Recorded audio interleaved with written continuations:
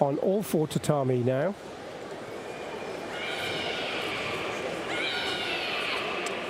And a chance to introduce our second guest commentator. And this is a referee.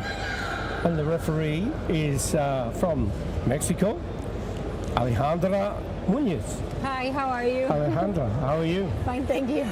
Well, first of all, I'd like to say thank you very much indeed for agreeing to help provide a little insight. There's a couple of things we wanted to talk about, and one of them is about the rule change for the judgment. Instead of the judges having just the numbers, they now have a majority. Can you just talk about that a little bit for us? Yes, it's actually a big change, which I am in favor of. It's much simpler. We do have numbers, but now is the majority of the judges who vote in favor of the competitor. And for me, personally, I think it's much simpler and the public can understand it more. Yeah, it's a kind of halfway house between what was the flag system and the scores. Yes. So you can see clearly who wins. At the moment, we see on tatami number 1, for example, has 7. Well, that's all of the judges. But until blue is competed, we don't know which way they're going to go. Yes. And we'll know what their scores are. The importance of the scores is really for an education, isn't it? Because there's some feedback for the athlete to say how close it was, because you might have just 0.1 or 0.2 between the athletes from the various judges. And when you see them come up on the scoreboard, not all 7 judges will be reflected directly with those scores, will they? Because they are completely random, the way the numbers come up. Yes, that's a way to protect the judges. Yes. A certain point of view to protect them, so they can, they can just do their job without worrying about anybody else peering over their shoulder. Accusing us or something or anything. But collectively, all the scores are recorded. Yes. I think it's a better system for me. It's really clear, and even for the athlete, as you said, the athlete can see the majority of the votes and also the difference between the points. If it's by 1 full point or maybe a 0.5. Exactly. Yeah, exactly. I think it's better for them. Yes, and they can see how close it is, because in the old flag system, Alejandra, it was you could have 5-0, and then everybody think, well, red got all the flags and blue got none. They must be rubbish. That isn't the case, is it? It isn't the case. Yes.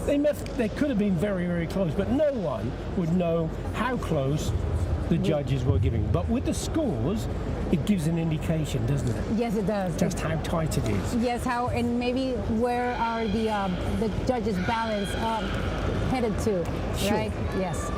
And from a judgment point of view, can you just give an insight as to what the judges are looking for? Well, in the performance of the kata?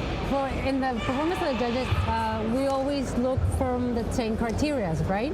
That is in the rule books. Yes. But now we are emphasizing the slapping and the hitting. We like to see more clean movements, right? In the kata. Okay. Not too much exaggerations. Yeah, when you say slapping and hitting, it's when they're trying to give the illusion of power. Yes, exactly. We want more clean katas. Right. Yeah. So that's where we're looking now. And there is a reference to a proper ki.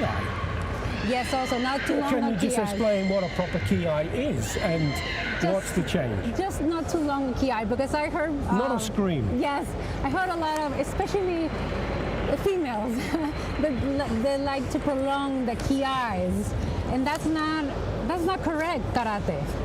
Right? Right. So we're trying to make those adjustments if maybe the athletes would get a better understanding of what karate is. Exactly. Now we see on tatami number 1, if you're watching tatami number 1, because the commentary is across all 4 tatami at the same time, you can see on the scoreboard now all of the judges have gone for blue. And just above those blue marks, there was the actual scores that they gave. And if you were to take a screenshot, you'd be able to see exactly what those scores are, wouldn't you? Yes, yes. They appear as in randomly order. But in random order, Yes. so it doesn't necessarily follow that the first score that you see is judge number one, Exactly. etc., etc. It's just a random, just to protect the judges. Sure, sure.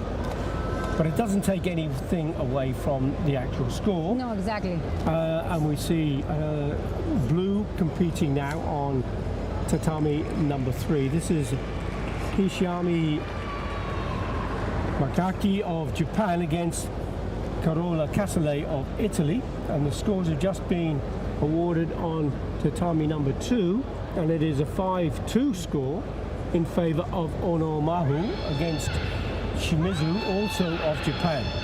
That was going to be a tough call, but she got 2 of the judges went for her. Yeah. It's actually a surprise also, because Ono is very strong competitor. She is indeed. And on tatami number 4, you can see another Japanese player has been defeated by Lau Mu-xiong Grace, the world champion. Yes.